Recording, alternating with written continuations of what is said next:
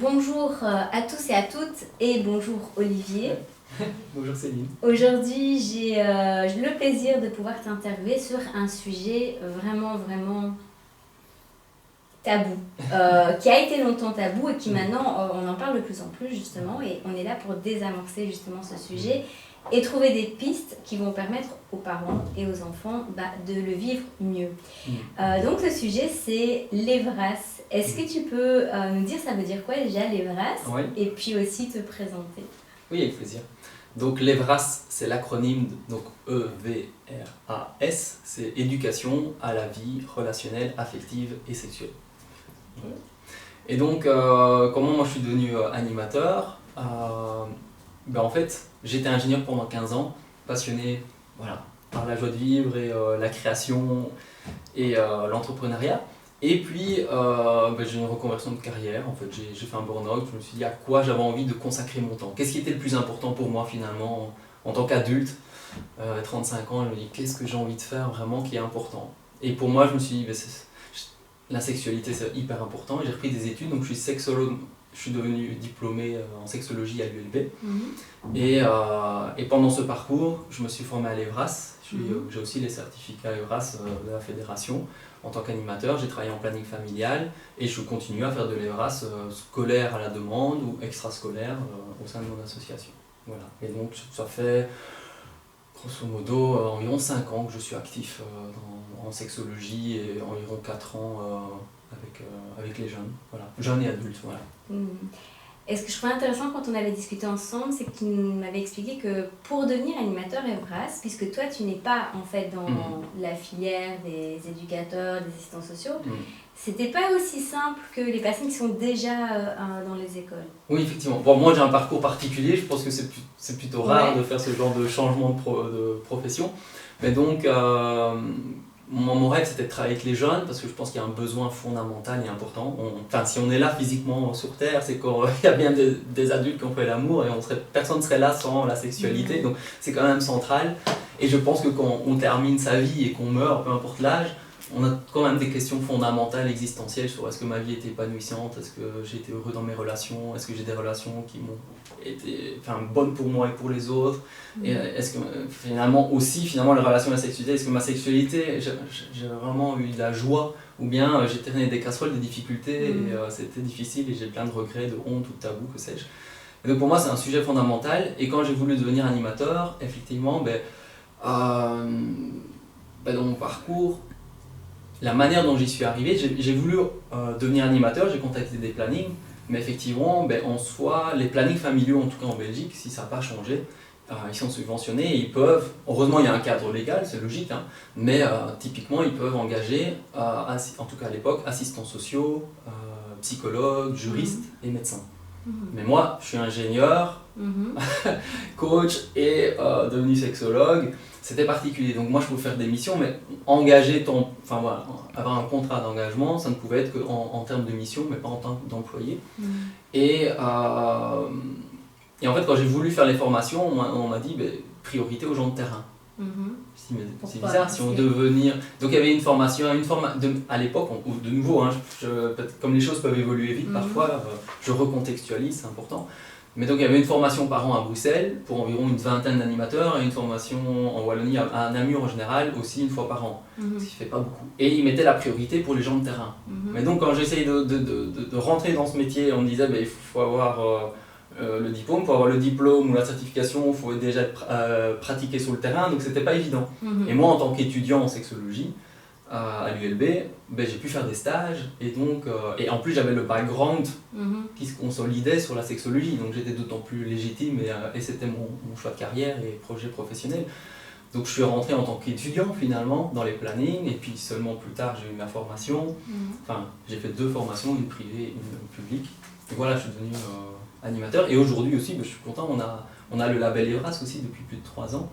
Et donc on est labellisé par la communauté française.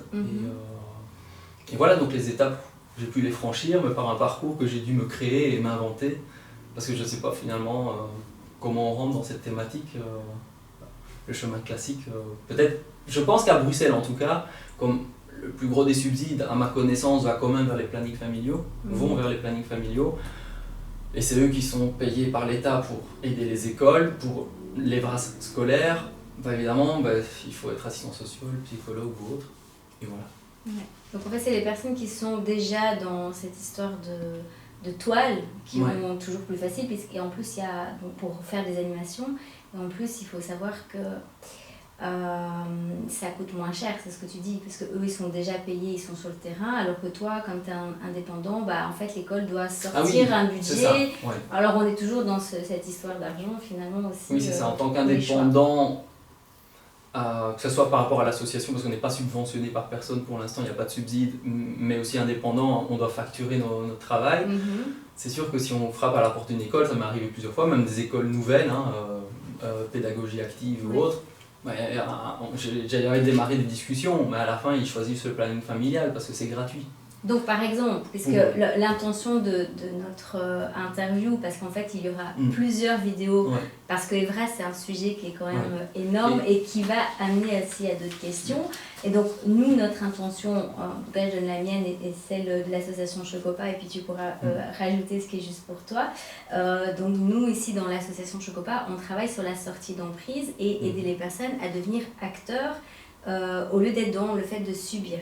Et donc, il y a des choses où, quelque part, on n'a pas le choix. Donc, Evras est imposé dans les écoles. Mais par contre, les écoles qui sont dites alternatives et qui ont fait ce choix d'être déjà un peu hors système, tout en restant quand même un peu dans le système. Donc, il y a une sorte de sortie d'emprise aussi. Parce que la sortie d'emprise, c'est tout un processus. Hein, c'est pas hop, là, et je sors du système. C'est comme le papillon, quoi. Il y a tout un processus. Eh bien, elles peuvent aussi prendre leur souveraineté et se dire finalement, voilà, si moi je veux quelque chose de qualité, je peux aussi faire moi le choix de payer. Parce que finalement, quand on ne paye pas, il n'y a rien de gratuit. Hein. Quand on ne paye pas, on l'a vu avec toutes les histoires du Covid, du vaccin, c'est qu'il y a un truc derrière. Donc voilà, ça fait aussi partie de ça, de pouvoir, de solution aussi, de dire je choisis les personnes qui le feront d'une manière qui est juste pour moi, parce que finalement, alors moi j'ai téléchargé le guide, hein, donc tout le monde peut l'avoir. C'est une balise, tu vas l'expliquer tantôt. Finalement, en fait, parler de l'éducation sexuelle, tout ça, c'est pas le problème. Le problème, c'est qu'il y a des choses et des manières de faire dedans qui choquent les parents, et parce qu'il y a un problème de communication et qu'il y a des gens qui peuvent aussi mal le faire. Mais ça, on y reviendra. Donc toi, ce serait quoi ton intention? Ah oui, je voudrais revenir sur le cadre de l'Evras. Donc il y a l'Evras scolaire. En milieu scolaire, les écoles ayant des moyens limités en général, elles font appel au planning, surtout à Bruxelles. En Wallonie, c'est encore différent, il y a plus d'acteurs. Mais si vous allez sur le site internet de l'État, vous voyez tous les organismes labellisés. Il y a plusieurs ASBL, dont la mienne. Mais donc il n'y a pas que des plannings familiaux. Il y a le panel est plus large. Certes, c'est une majorité d'institutions subventionnées par l'État, certes.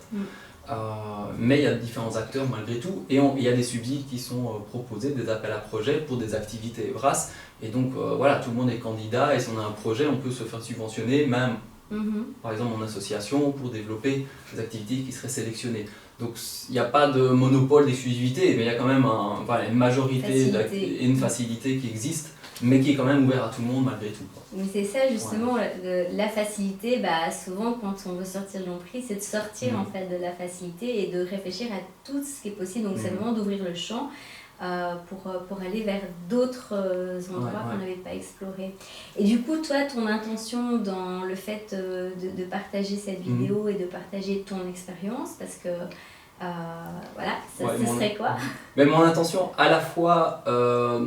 c'est d'aider les parents, c'est-à-dire à comprendre la situation de l'intérieur, parce qu'on entend parler de l'extérieur avec des gens qui comprennent ou pas, qu'est-ce qui se passe concrètement sur le terrain finalement, même si c'est juste un point de vue et le mien, et chaque planning pour expliquer autrement avec son histoire et parfois 30 ou 40 ans d'expérience au sein d'un même planning pour les Evras, ou des associations comme OIS ou autres. Mais mon intention, c'est vraiment de se rendre compte que c'est un sujet de société important, qu'on le veuille ou non. Et je dirais qu'ici, toute cette discussion sur la généralisation de l'Evras, voilà, comme tu disais, il faut surfer sur la vague. Quelque part, ça amène au devant de la scène une thématique qui est quand même là, qui est fondamentale pour la société, et qu'il vaut mieux être proactif et souverain, et comprendre ce qu'on fait et questionner les choses, et être acteur, que ne rien faire, ou de croire que ça va se faire tout seul, ou qu'en faisant rien, ça va bien se passer. Je pense que et donc moi je suis là pour répondre aux questions, peut-être faire plusieurs vidéos justement parce que la thématique est très vaste, et aider les parents surtout. C'est-à-dire que moi je fais aussi des conférences sur les VRAS pour expliquer aux parents c'est quoi les VRAS, en tant que sexologue, de quoi on peut pas, enfin voilà, quels sont les conseils, qu'est-ce qu'on pourrait faire, comment être actif, quels sont...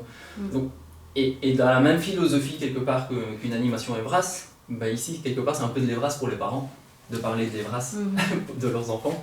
C'est d'ouvrir, enfin finalement on va ouvrir des portes et chacun ici qui écoute va avoir des questions par rapport à sa culture, sa famille, son lieu de vie, sa profession, que sais-je. Enfin on aura plein de questions différentes que celles que nous on va aborder aujourd'hui. Et moi l'idée c'est de collecter les questions, d'être un peu la personne qui peut aider les parents parce que vous êtes les premiers à pouvoir aider vos enfants. Nous on est là comme accompagnants professionnels. Mais je suis là pour collecter les idées, donc si vous avez des questions, ben revenez vers moi, on ouvre des portes et après on fait quoi? C'est comme en EVRAS, on va parler d'une thématique en classe et après on fait quoi? Mais le relais, c'est les gens sur place, c'est l'école, c'est le centre PMS, c'est tous ces professionnels, même le planning familial qui est à proximité. Donc c'est surtout, quand on parle d'éducation, on parle de souveraineté, d'autonomie, de responsabilité, de bien-être de vie, de vitalité. Ben, c'est de souligner les ressources que les élèves ont à disposition. Et moi, je suis en ressources pour les parents. S'ils ont des questions, je fais à la fois des conférences, mais aussi des moments de parole pour organiser ça ensemble. C'est ça. Et donc justement, il y a deux mots qui sont importants dans ce que tu as dit, c'est parents et ressources. Parce qu'en fait, dans le guide des VRAS, j'ai pas vu le mot parents dedans juste une fois. Et par contre, une ou deux fois, et il y avait plutôt un côté négatif de dire, en fait, il n'est pas du tout nécessaire de dire aux parents ce qu'on va faire dans les animations. Et donc là, je comprends que les parents, quand ils disent ça, ils disent, mais en fait, pourquoi on n'a pas impliqué les parents? Et toi, par contre, dans tes animations, tu dis, oui, c'est ouvert aux parents, aux professeurs, alors qu'il y en a d'autres où c'est interdit aux parents et aux professeurs, et on ne connaît même pas les dates de sortie de nos enfants. Donc pour ça qu'il y a des inquiétudes. Dans mes valeurs, je trouve que, surtout quand on parle à un public très vaste, pour moi la priorité, et c'est cohérent par rapport aux valeurs que je trouve humaines et en sexualité, et du consentement et toutes ces choses-là, c'est de la transparence. Et donc oui, dans mes animations, qu'elles soient scolaires ou extrascolaires, pour moi, c'est toujours priorité. Tout le monde est bienvenu. Qu'on soit adulte, animateur, directeur ou même quelqu'un qui filme ou que sais-je, tout le monde est bienvenu. C'est un sujet collectif et j'ai rien à cacher. C'est pas en huis clos, quoi. C'est pas en huis clos. Et en fait, ça permet de construire de la confiance. C'est très sobre parce que finalement, quand on parle 1 heure ou 2 d'un sujet, sur des thématiques aussi vastes, là on voit qu'il y a un document de 300 pages, on voit bien que c'est un sujet conséquent. C'est quand même dérisoire et essentiel malgré tout d'en parler. Et donc tout le monde est bienvenu parce qu'on va tous repartir avec des réflexions, des questionnements et voir que c'est un sujet collectif et que on peut en parler de manière apaisée et on doit grandir collectivement, je pense. Il y a certes l'individu qui peut progresser sur son propre chemin, mais c'est aussi un travail collectif de parler de plein de questions. C'est ça. En fait, j'ai l'impression que quelque part, comme beaucoup d'autres choses, il y a des choses qui sont faites de manière un peu à l'arrache comme ça. Dans le guide, on peut lire ça par rapport à des personnes qui, comme moi j'en parlerai à un moment donné, qui ont vécu certaines choses et qui voient en fait les bourdes qu'il y a dans certaines manières de faire, parce qu'on va parler des dérives en fait, dans d'autres vidéos, des dérives qui pourraient y avoir et qui ne sont pas vraiment explicitées dans le document. Moi ce que j'ai vu en tout cas le document, à quoi sert ce document? Donc, la circulaire, déjà, quand on parle de généralisation de l'EVRAS, il faut savoir qu'en fait, actuellement en Belgique, ce qu'on a dit, c'est que c'était une animation de 2 heures obligatoire pour toutes les écoles en 6e primaire et en 4e secondaire. Donc on va dire au moment de la puberté, on va dire au début de puberté, et puis 4e secondaire, on est majeur sexuellement à 16 ans en Belgique. Majorité civile, 18, mais sexuellement 16 ans, c'est quand même 2 moments charnières importants. Et donc ça avait déjà lieu, c'est juste qu'ici on l'a généralisé, maintenant c'est obligatoire pour les écoles. Oui, ça avait déjà lieu, on est d'accord. Et donc oui, mes parents qui ont 70 et 75 ans à l'heure actuelle, ils ont eu de l'EVRAS à l'école, mais c'était un prêtre qui venait en parler, ou voilà, une infirmière, ou que sais-je. Les adultes ont toujours quelque part contribué d'une manière ou d'une autre, on le veuille, à des thématiques EVRAS. Mais d'une certaine manière, parfois on va plus faire l'indispensable ou ce qu'on ne peut pas éviter, ou le confort, et donc c'est plus facile de dire on va parler de sexualité et puis on va parler d'IST, infection sexuellement transmissible, ou bien de contraception.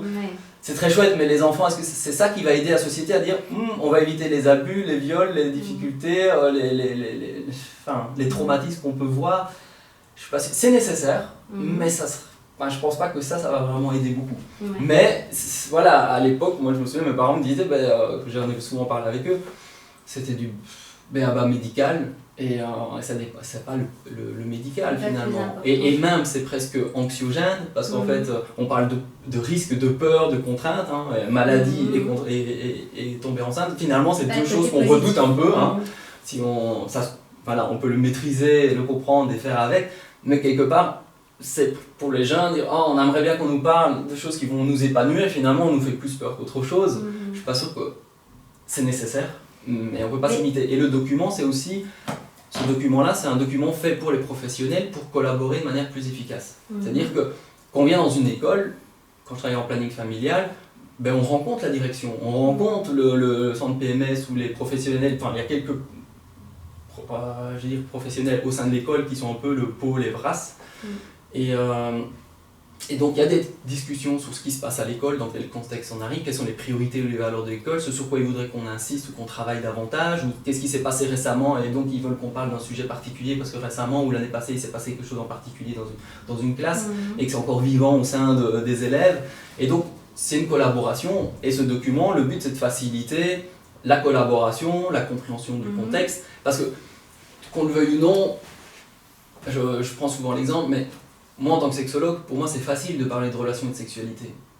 Mais on me demande demain de parler du Botswana, désolé, je sais pas. Et c'est quoi ça? Tu vois? Ok, on va parler du Botswana, je sais pas, j'aurais plus de questions qu'autre chose. Et donc, quand on ne connaît pas, la discussion s'arrête tout de suite. On a juste des questions, mais pas de réponse. Or, pour dialoguer, d'abord, il faut apporter de l'information. Et quand on a de l'information, on a des questions, on s'ouvre, on s'éveille, on comprend, et chacun fait son chemin.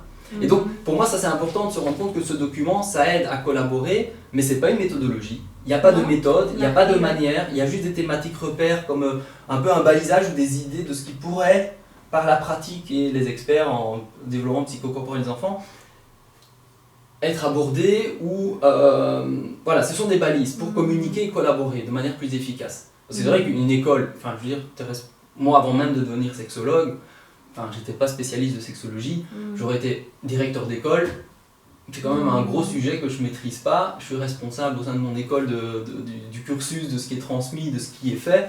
C'est bien d'avoir des balises, des références et de challenger finalement, parce qu'en fait c'est pas, on n'impose pas, c'est pas une directive, et quand même il y a plein de sujets par âge. Si on a 2 heures, on va pas pouvoir aborder tous ces sujets, quoi. Et l'intérêt d'une thématique, c'est on parle de 2 heures, mais tu as quand même un lien de confiance. Et surtout, on a toujours insisté. Alors dans la pratique, ce que j'ai vu et ce à quoi j'ai participé aussi, c'est qu'on est très prudent. On est très, on sait que c'est un travail très délicat, qu'on est face à un public très diversifié, qu'on est dans une classe. Moi, j'ai travaillé à Bruxelles. Mais c'est sûr que tu as un Macédonien, un Grec, un Polonais, un Marocain, c'est pas la même chose, quoi. Et un enfant qui est le plus jeune qui est enfant unique, l'autre qui est le plus jeune ou le plus âgé d'une grande fratrie.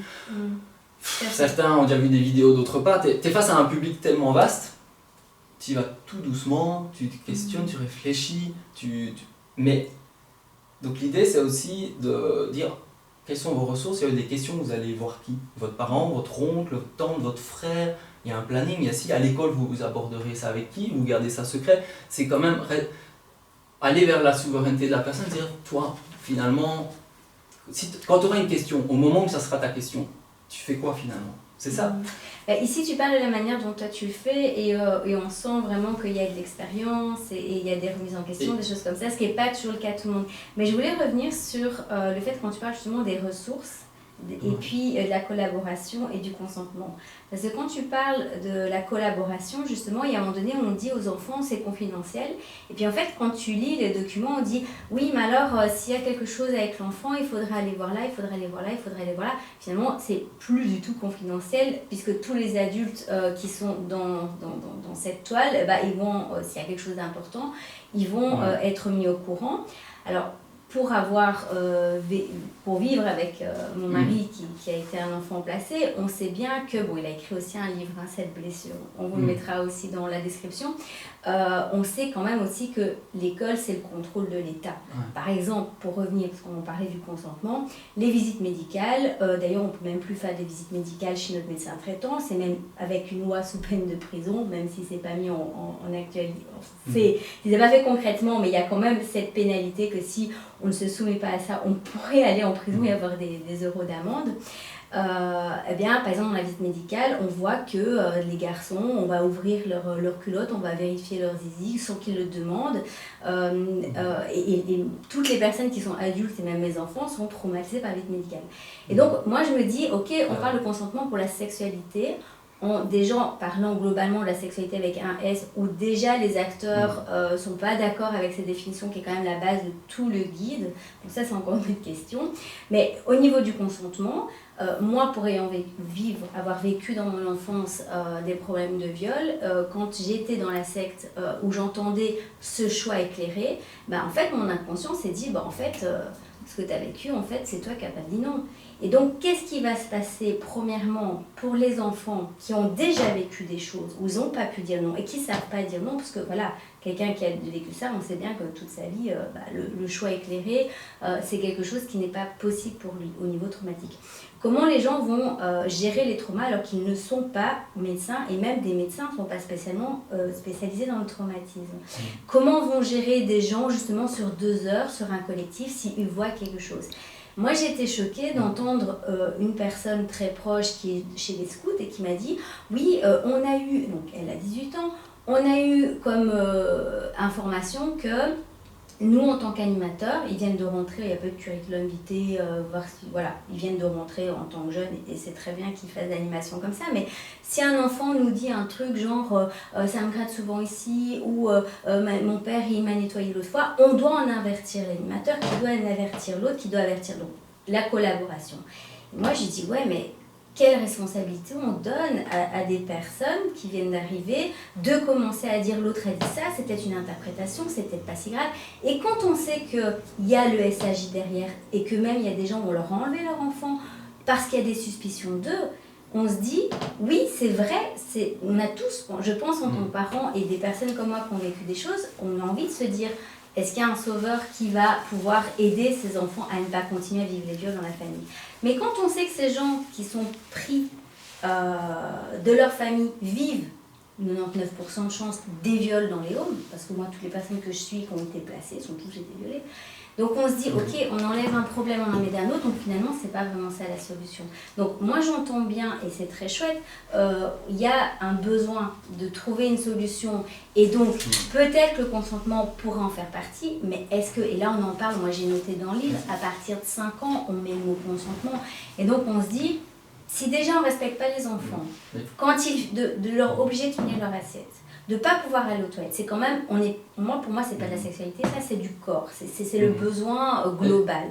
Et on va parler de la sexualité sous le consentement. Et je me dis, mais en fait moi je te promets que quand j'ai dit ça, je me suis arrêtée à la page 20, j'avais envie de vomir. Mais il ne faut pas faire d'amalgame non plus sur le fait que parfois, dès que le mot sexualité est là, on ouvre une grosse boîte de Pandore avec plein de warnings, de peur, d'histoires familiales et d'angoisse. Et à juste titre, ce qui existe. Ouais. Voilà. Et qu'on le veuille regarder ou pas, c'est quand même là. Ouais. Mais c'est quand même EVRAS, vie relationnelle affective et sexuelle. Ouais. Et donc, moi, je connais pas mal de gens qui travaillent sur le terrain, ils sont extrêmement prudents, et même s'ils travaillent en primaire, encore plus. Et comme je te disais, je parlais du Botswana, mais quand tu connais pas, tu sais pas en parler. Et souvent, certains professionnels peuvent botter en touche parce que quand on n'est pas un sujet spécifique à la sexualité, on ne sait pas développer, c'est assez délicat. C'est même encore moins avec des papiers et même des animations avec des vidéos donc, sans lapin intégré.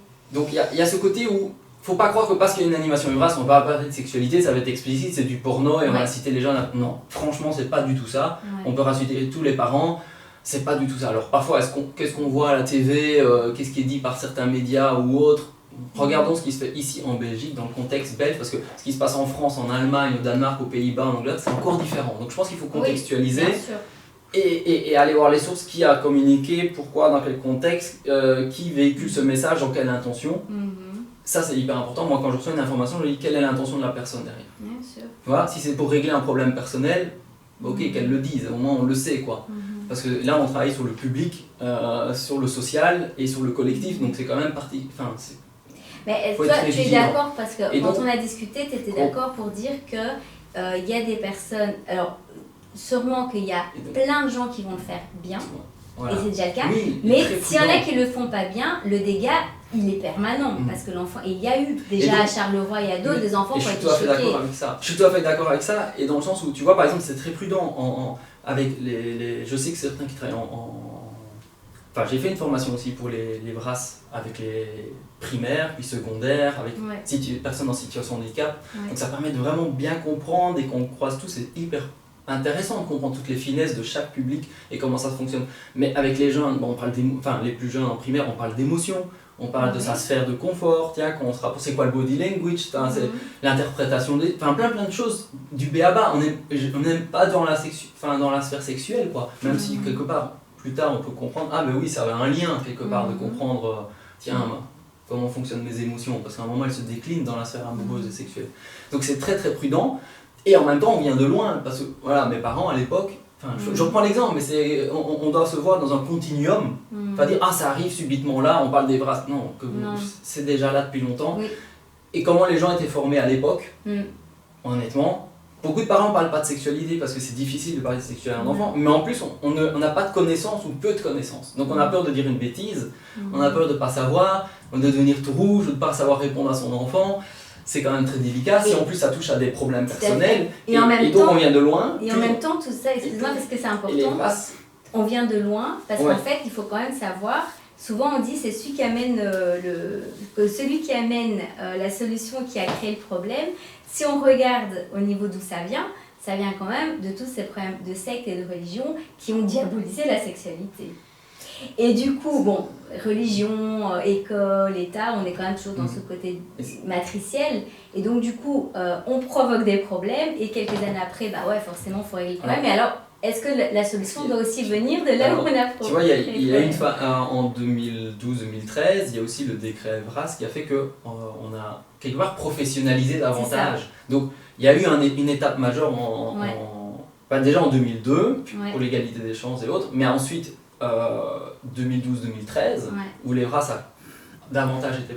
pour éviter que les dialogues, comme tu dis, avec des gens qui sont fanatiques ou qui, quelque part, sont là pour être militants, plutôt que d'ouvrir un dialogue qui est épanouissant, on va militer pour défendre un besoin, enfin une idéologie. Comme les trans, on a eu beaucoup. Alors on n'est jamais neutre, ça c'est sûr, mais quelque part, éviter qu'il y ait des discours qui soient non adéquats à l'école, donc c'est sûr. Donc déjà en 2012-2013 il y a une étape, puis ils ont vu aussi que finalement il fallait plus loin, il fallait faire plus de formation, mais quelque part quand on voit d'où on vient, ça ne fait que s'améliorer, même si on n'est pas à l'abri que quelque part il y a des personnes qui parfois peut-être sont maladroits ou quelque part n'ont pas le background ou pas les compétences, et que quelque part même le système va s'autogérer pour dire oula, il y a entre collègues, entre professionnels, on dit celui-là ce qu'il fait ça paraît bizarre quand même. Donc, en tout cas, ce qui est super intéressant... Il y a vraiment des garde-fous, et il faut de plus en plus de garde-fous, parce que comme tu dis, je veux dire, quand on regarde à l'époque, moi j'ai discuté avec mon arrière-grande-cousine, elle me dit elle est fait de mœurs, il y en avait partout. Elle dit elle ne connaissait pas une famille où il n'y avait pas de fait de mœurs. Que ce soit des Ardennes à Bruxelles, c'est elle, mais bon. En tout cas, ce qui est rassurant dans ce que tu dis, c'est que finalement, maintenant, on a un papier et on est dans quelque chose qui est plus, finalement, comment dire, quand on voit formalisé, les choses. Oui, mais nous, on peut aussi avoir accès, en fait, à ce document, que ce n'était pas le cas avant, mais qu'en fait, depuis que nous, on est à l'école, en fait, il y a eu ça, mais ce n'était pas avec un document. Alors après, ce qu'il faut savoir aussi, c'est que l'écrit, c'est super réducteur. Et qu'on derrière un mot, derrière une phrase, on peut le prendre sur deux choses. Moi, il y a une phrase qui revient régulièrement qui dit « Il va y avoir des échecs dans les phrases, ça fait partie, c'est normal. » Donc, on peut l'entendre des deux côtés en disant « Bah oui, l'enfant va peut-être pas arriver à ce qu'on propose d'arriver, et donc c'est ok. » Mais on peut aussi l'entendre du côté, dans l'animation, il va y avoir des bourdes aussi. Donc, voilà, ça prend des deux côtés. Comme tu dis, c'est une animation, c'est le mot, et donc il n'y a pas d'examen, il n'y a pas de questionnaire, il n'y a pas à redonner quelque part une matière qu'on aurait dû connaître ou appliquer. Donc on n'est pas dans cette dynamique-là, quoi. Et aussi, ce qui est important que les parents comprennent, c'est que, comme tu l'as expliqué, il vaut mieux que ça soit conscientisé, verbalisé, qu'il y a des documents qu'on peut challenger, questionner, réfléchir dans un contexte donné en disant « Eh oui, et dans une école, il y a eu une majorité d'abus. » ou de traumatisme. Qu'est-ce qu'on devrait faire pour être plus adéquat? Plutôt que de dire ah mais tout va bien, il n'y a pas de problème. Parce que je te donnais l'exemple, c'est pas parce qu'on parle d'amour que nécessairement c'est moins violent. Parce qu'un enfant qui vit des difficultés à la maison ou qui voit plus de violence qu'autre chose et dire ah ben il y a un monde magnifique où les gens s'aiment, prennent soin d'eux, et ben, pour lui ça va être violent de parler d'amour. Et pour d'autres, de parler de violence qui va être violent ou d'agressivité. Donc en fait, c'est pas parce qu'on parle d'amour, de beauté, de choses que parfois on n'est pas plus challengeant pour le jeune qui reçoit l'information. Donc c'est très délicat comme travail. Et moi je vois que les gens sur le terrain sont en grande majorité très soigneux dans ce qu'ils font. Et que les thématiques sexuelles finalement sont relativement souvent peu abordées. Parce qu'on parlait des acteurs de terrain, mais peu sont sexologues. Et c'est pas une critique, et c'est ni bon ni mauvais. Ces gens-là vont davantage travailler sur la relation, l'affectif, sur d'autres finalités qu'ils ont pu développer sur leur parcours. Tout adulte est légitime pour parler de sexualité avec ce qu'il connaît, avec ce qu'il peut apporter, et un assistant social va pouvoir apporter tout un panel spécifique.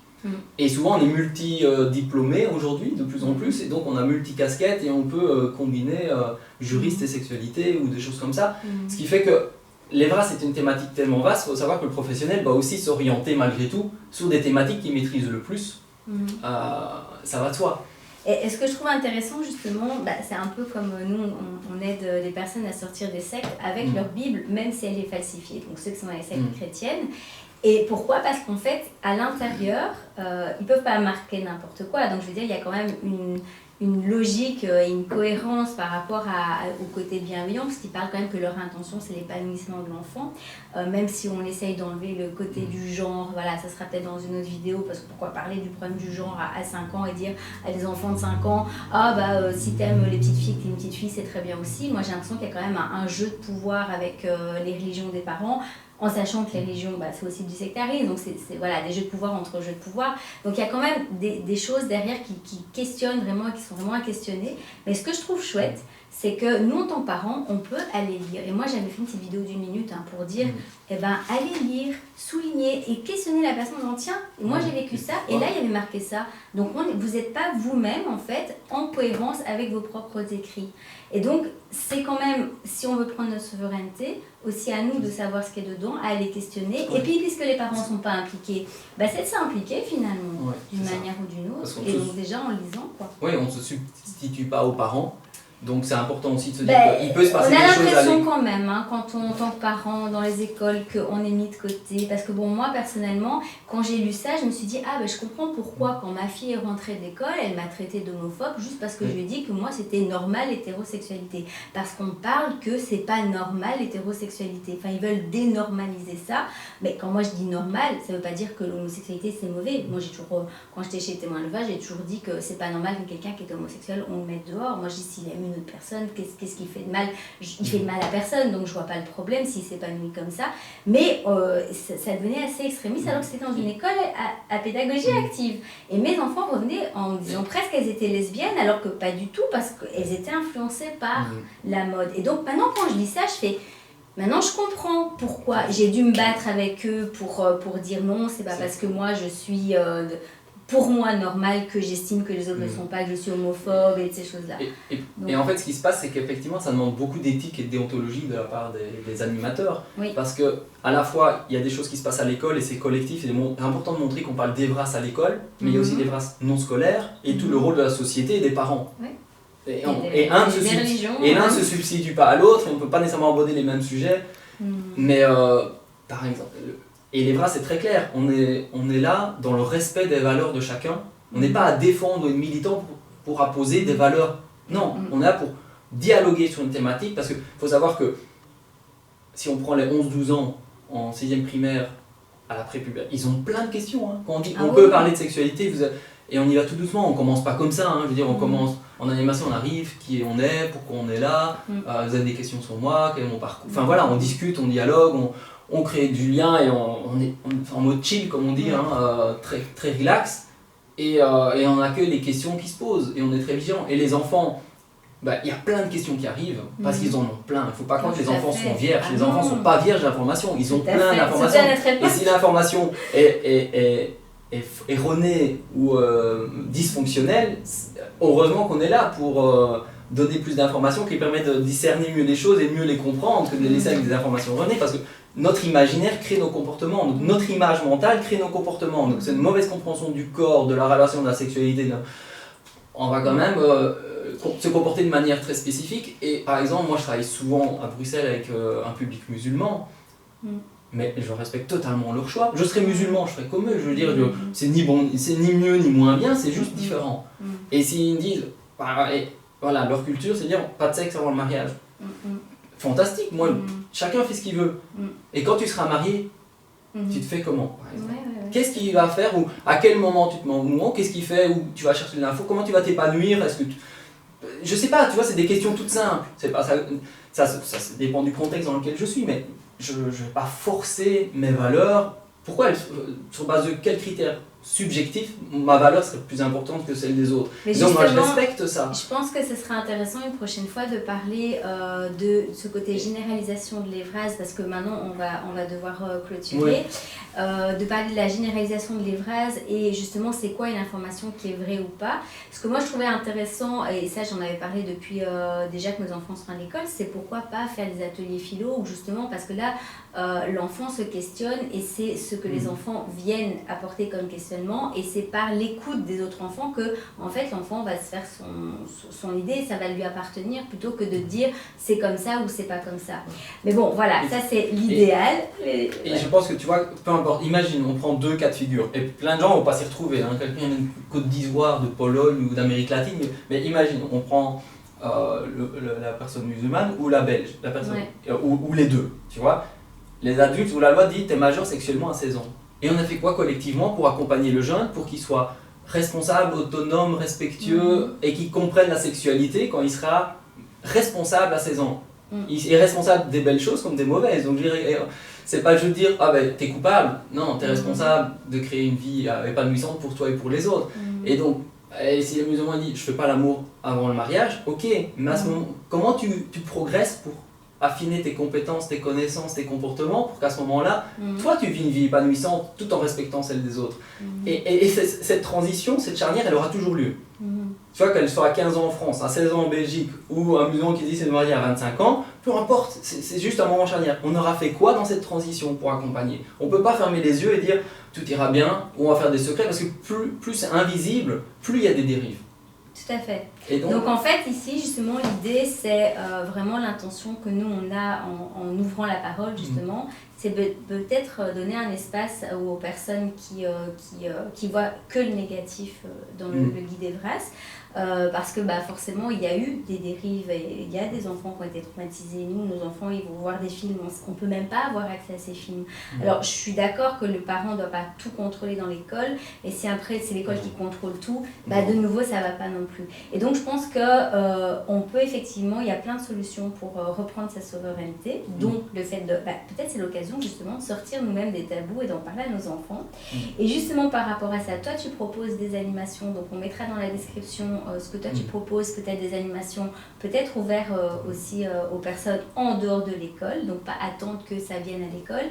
Et puis on va aussi mettre la date d'une visioconférence qui sera ouverte aux questions et aux réponses, pour voir s'il y a d'autres choses qu'on peut discuter dans l'interview ensemble, et en direct aussi avec les parents. Donc voilà, on crée des bulles justement pour des espaces bienveillants, confidentiels, pour que justement on puisse être acteur en fait de cela, et de prendre, de surfer sur la vague, comme j'aime bien le dire, quand il n'y a pas le choix.